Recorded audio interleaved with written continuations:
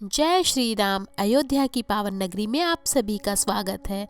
अगर आपको भी आना है अयोध्या और आपके मन में है सवाल इस जनवरी में इनॉग्रेशन के टाइम में रामलला के दर्शनों के लिए या फिर अयोध्या घूमने की परफेक्ट सजेस्टेड आइटनरी क्या होने वाली है, कितने दिन में आप अयोध्या घूम सकते हैं, या फिर अयोध्या में जो मेन टूरिस्ट प्लेसेस हैं, टॉप टूरिस्ट प्लेसेस हैं जिन्हें आप विजिट कर सकते हैं अयोध्या में। अगर हम अयोध्या की टॉप टूरिस्ट प्लेसेस की बात करें तो यहाँ 5000 से भी ज्यादा मंदिर हैं। लेकिन अच्छी बात क्या है और कैसे आप इन्हें फटाफट से विजिट कर सकते हैं। 22 तारीख को अभिनंदन किया जाएगा और 23 तारीख से हमारे दर्शन के लिए खोल दिया जाएगा। तो अगर आप भी इस दौरान रामलला के दर्शन करना चाहते हैं तो आज के इस वीडियो को पूरा जरूर देखिए, क्योंकि आज मैं आपको बताने वाली हूँ वो तरकीब जिसके द्वारा आप रामलला के दर्शन कर सकते हैं। कब से कब तक चलेगा ये महोत्सव और क्या क्या होने वाला है। यहाँ जो मंदिर में मूर्ति है उसको किसने बनाया है, कितनी बड़ी है, कहाँ कहाँ आप घूम सकते हैं। अयोध्या में काफी सारी जगह हैं, टूरिस्ट प्लेसेस हैं विजिट करने के लिए। क्या उनको इससे पहले या इसके बाद में विजिट किया जा सकता है, या फिर आपको कितने दिन वहाँ पर गुजारने होंगे ठीक तरह से अयोध्या को एक्सप्लोर करने के लिए, या अगर आप अयोध्या जा रहे हैं तो कैसे पहुँचे। इन सारी चीजों की जानकारी के लिए इस वीडियो में अंत तक बने रहें। तो चलिए बिना किसी देरी के शुरू करते हैं हम अपना ये एपिसोड और बताते हैं राम जन्मभूमि के बारे में एक छोटा सा संक्षिप्त सा परिचय आपको देते हैं। यूँ तो राम मंदिर के इतिहास और इसके विवादों के बारे में सभी लोग अच्छी तरह से परिचित हैं। फिर भी मैं आपको बता दूं कि ये जो अयोध्या है, ये अथर्ववेद में अयोध्या को ईश्वर की नगरी भी बताया गया है और इसकी जो संपन्नता है इसकी तुलना स्वर्ग के साथ की गई है। अयोध्या मंदिर का क्या रहस्य है यह भी मैं आपको बताऊंगी। सरयू नदी के तट पे बसे जो अयोध्या नगर की रामायण के अनुसार ये किस तरह से अयोध्या राम जी की नगरी बना और क्या है इसका रहस्य, इन सारी चीजों के राज खुलेंगे आज के इस एपिसोड में। तो चलिए सबसे पहले बात करते हैं कि जो रामलला का मंदिर है जहाँ रामलला विराजमान होने वाले हैं, उनकी मूर्ति कितनी बड़ी है और ये किसने बनाई है। तो आप जान लीजिए रामलला की जो मूर्ति विराजमान होने वाली है ये कर्नाटक के प्रसिद्ध मूर्तिकार अरुण योगी राज ने बनाई है, जो कि सिर्फ 51 इंच की है। और इस मूर्ति की जो पूजा है वो 16 जनवरी से शुरू हो जाएगी और 18 जनवरी को रामलला अपने गर्भगृह में स्थापित हो जाएंगे।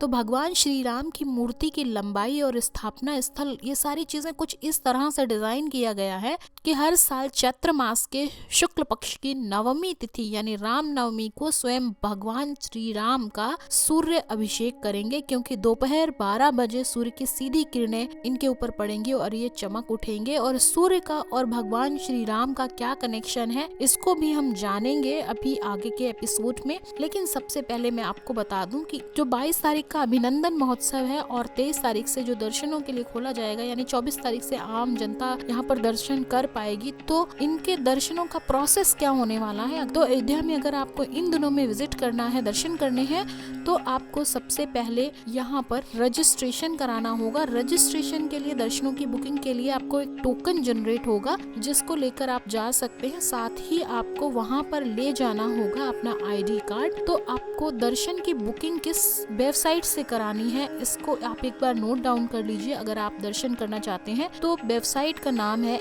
sribtkshtra.org। तो इस वेबसाइट पर जाकर आप सारी महत्वपूर्ण जानकारियां फिल करके आप अपना एक टोकन ले लीजिए। इस टोकन और अपनी ID कार्ड को लेकर आप दर्शन करने जा सकते हैं। और क्या दर्शनों के समय में आपको क्या क्या सावधानियां रखनी होंगी, अगर आप जा रहे हैं अयोध्या तो आपको और कौन कौन सी सावधानियां रखनी चाहिए, अयोध्या में भोजन की क्या व्यवस्था है, रहने की क्या व्यवस्था है, अयोध्या पहुंचना कैसे है, राम मंदिर में दर्शन कैसे करने हैं, राम मंदिर के अलावा और कौन कौन सी टूरिस्ट प्लेसेस हैं जो आप अयोध्या में विजिट कर सकते हैं, इन सब के बारे में विस्तार से चर्चा कर रही हूँ। तो आप बिना इसके ये वीडियो को पूरा देखिए और साथ ही अगर आप नए हैं तो प्लीज सब्सक्राइब कर लीजिए, क्योंकि आपको मैं इस तरह के दिलचस्प और नए नए एपिसोड्स देती रहूंगी। और हाँ, अगर आपको एपिसोड पसंद आता है तो लाइक करना बिल्कुल बनता है और जय श्री राम के साथ आप कमेंट भी कर सकते हैं, आप लाइक कर सकते हैं। चलिए सबसे पहले हम बात करते हैं कि टॉप टूरिस्ट प्लेसेस क्या क्या हैं जो आप अयोध्या में विजिट कर सकते हैं। तो अयोध्या में 5000 से ज्यादा मंदिर हैं, जैसा कि मैंने पहले आपको बताया था। लेकिन सबसे अच्छी बात जानते हैं क्या है, क्योंकि अयोध्या में जितने भी मंदिर हैं वो सब बहुत आसपास हैं, तो आप पैदल ही इन मंदिरों को विजिट कर सकते हैं। और अगर आप चलने में सक्षम नहीं है तो एक ई रिक्शा या फिर रिक्शा लेकर भी घूम सकते हैं। और अब अयोध्या जब आप पहुंच गए हैं तो अयोध्या में कौन कौन सी जगहें आपको विजिट करनी है, कि उनकी क्या महत्व है, ये भी मैं आपको बताने वाली हूँ। अगर आप अयोध्या जा रहे हैं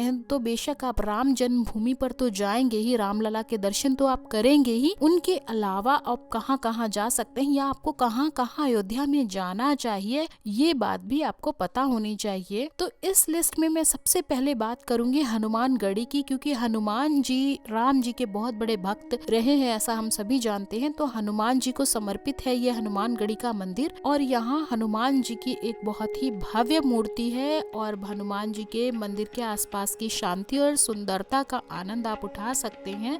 हनुमान जी को रामदास भी कहा जाता है और ये इनके आराध्य हैं। हनुमान जी श्री राम जी के परम भक्त रहे हैं, ऐसा हम सभी जानते हैं। तो श्री राम जी के मंदिर जाने के टाइम पे हनुमान जी का अगर आप दर्शन ना करें तो ये अधूरा रह जाएगा। इसके अलावा आप कहाँ जा सकते हैं, हनुमानगढ़ी के बाद आप कहाँ जा सकते हैं। यूँ तो अगर मैं बात करूँ अयोध्या जाने की, तो अयोध्या में अगर आप दर्शन करना चाहते हैं, दर्शनों की शुरुआत करना चाहते हैं, तो आपको अयोध्या की अपनी जो आइटनरी, अपनी जो शुरुआत है, इसे सरयू घाट से करना चाहिए। सरयू नदी के किनारे कई सारे घाट हैं, जैसे नया घाट, राम घाट, लक्ष्मण घाट, गुप्तार घाट, ये सभी हैं। और इन सब की बड़ी अच्छी हिस्ट्री है। किसी भी घाट पर स्नान कर सकते हैं, क्योंकि कहते हैं यहाँ नहाने से सभी पाप धुल जाते हैं। और आप यहाँ पर नहाने के बाद नौका विहार का भी आनंद ले सकते हैं, क्योंकि काफी सारी सजी हुई नौकाएं आपका वेट कर रही होती हैं।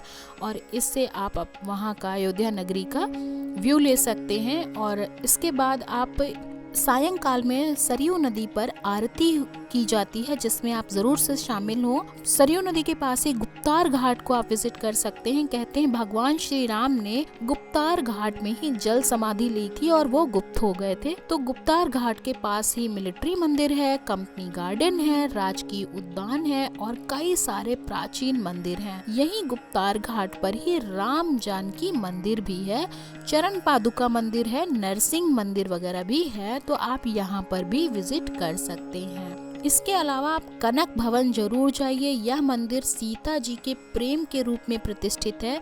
ऐसी मान्यता है कि जो राम की माता कैकेयी थी, उन्होंने सीता जी को मुंह दिखाई में ये भवन गिफ्ट किया था और यही जगह राम और सीता का निवास स्थान बनी थी। तो कनक भवन अयोध्या का सबसे भव्य और सुंदर महल है। यह मंदिर 12वीं शताब्दी में बनाया गया था। इस मंदिर की मूर्तियां स्वर्णिम चित्रकारी से सजाई गई हैं, शायद इसीलिए इसे कनक भवन कहते हैं। यहाँ पर कई सारे पवित्र कार्य होते हैं, जैसे सगाई, मुंडन आदि शुभ कार्य यहाँ पर किए जाते हैं। आप कनक मंदिर को भी अपनी लिस्ट में जरूर शामिल करें।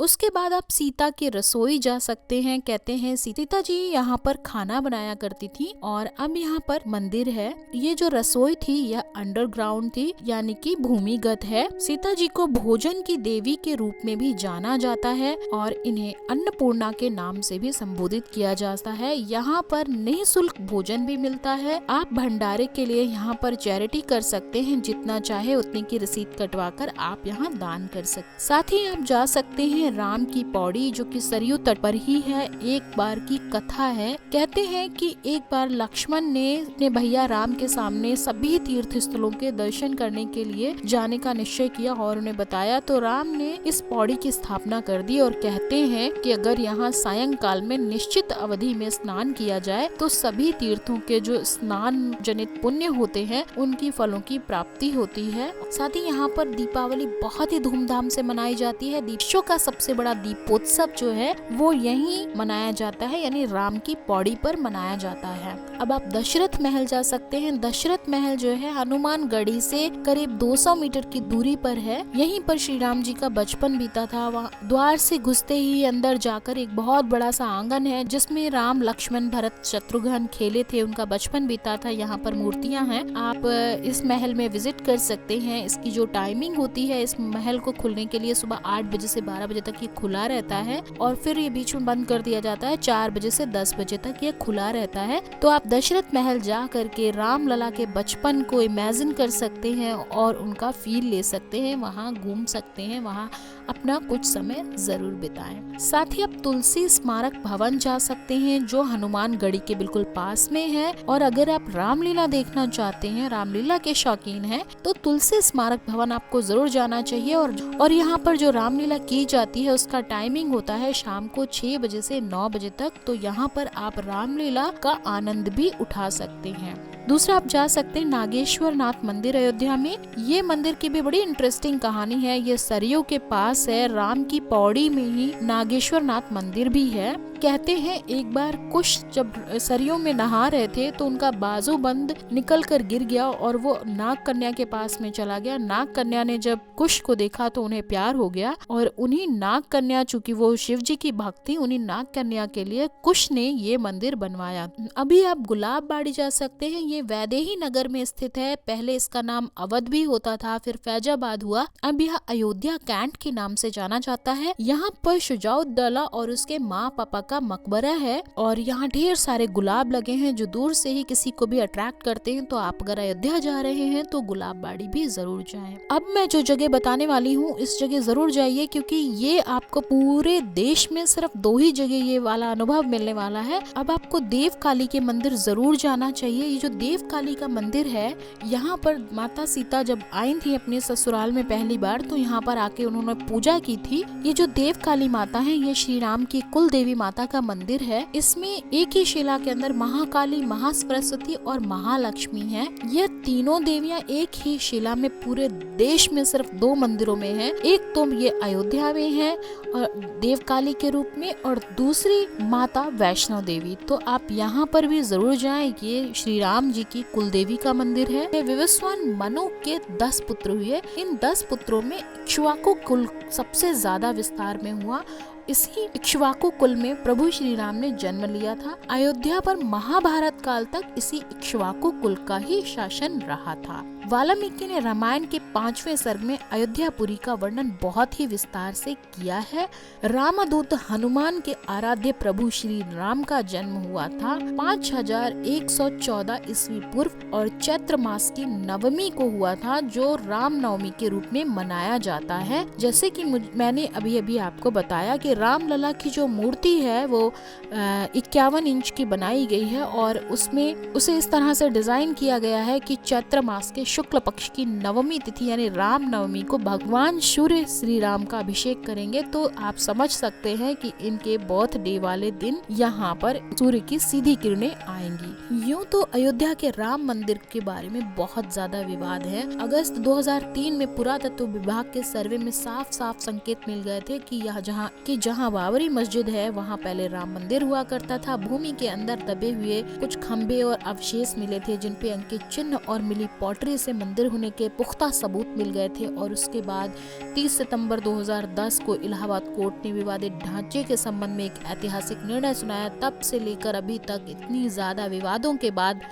अब रामलला फाइनली विराजमान होने जा रहे हैं। और ये जो अयोध्या है ये श्री राम की जन्मभूमि है। ये तो काफी पहले से ही विवाद चल रहा था, अभी ये बात पूरी तरीके से स्वीकार कर ली गई है। दोनों पक्षों ने इस बात को मान लिया और मंदिर की शुरुआत हो चुकी है। और फाइनली गर्भगृह में इनकी मूर्ति भी लगने वाली है। तो दर्शनों के लिए आपका प्लान बना रहे हैं। अगर आपको नहीं पता कि आपको अयोध्या जाना कैसे है, यानी अयोध्या कैसे पहुँचे, तो अयोध्या पहुँचने के लिए सड़क मार्ग, वायु मार्ग और रेल मार्ग तीनों ही माध्यम से पहुँचा जा सकता है। देश के किसी भी कोने से या विदेश से भी आप आ रहे हैं। अगर आप वायु मार्ग से आना चाहते हैं किसी जगह से, तो आपको लखनऊ चौधरी चरण सिंह एयरपोर्ट पे उतरना होगा और उसके बाद आपको ट्रेन, बस या फिर टैक्सी कैब के द्वारा अयोध्या पहुंचना होगा, क्योंकि अयोध्या में कोई एयरपोर्ट नहीं है। हाँ, ट्रेन के लिए बहुत ही अच्छा है। तो आप अगर किसी भी जगह से आ रहे हैं तो ज्यादातर सब जगह से ट्रेन मिल जाती है। आप ट्रेन का विकल्प चुने तो सबसे अच्छा होगा। लेकिन अगर आप सड़क मार्ग से आना चाहते हैं तो भी बेशक आप यहाँ पर आ सकते हैं। अयोध्या कब जाएं कब ना जाएं, अगर आपके मन में ये भी